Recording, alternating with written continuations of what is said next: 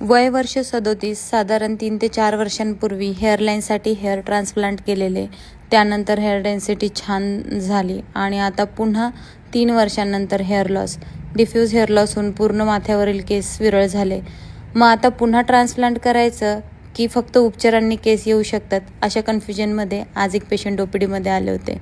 नगरकर, तुम्हाला सुद्धा असा प्रश्न असेल तर आजची ही केस नीट ऐका. बऱ्याचदा हेअर लॉस होऊन टक्कल पडलेल्या पेशंटचा एकच प्रश्न असतो की मॅडम, ट्रीटमेंटने खरंच केस येतील की हेअर ट्रान्सप्लांट लागेल.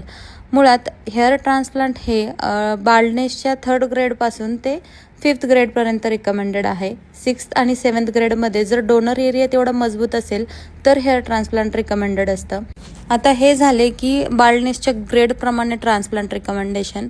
पण त्यामध्ये सुद्धा एक फॅक्ट आहे की तुमचा बाल्डनेस 1st ग्रेडमध्ये असू द्या, 2nd, 3rd किंवा 7th ग्रेडमध्ये असू द्यात, पण जर तुमचे स्वतःचे हेअर फॉलिकल्स जर तुमच्या स्कॅल्पमध्ये असतील तर तिथे उपचारांनी किंवा PRP-GFC सारख्या ट्रीटमेंटने सुद्धा हेअर डेन्सिटी आपल्याला रिकवर करता येते.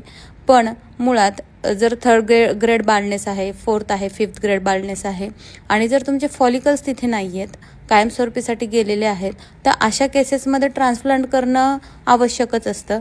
पण जर तुमचे स्वतःचे हेअर फॉलिकल्स आहेत आणि बाल्डनेस तुमचं 7th ग्रेडमध्ये आहे तर अशा केसेसमध्ये सुद्धा फक्त उपचारांनी देखील हेअर रिग्रोथ आपण करू शकतो.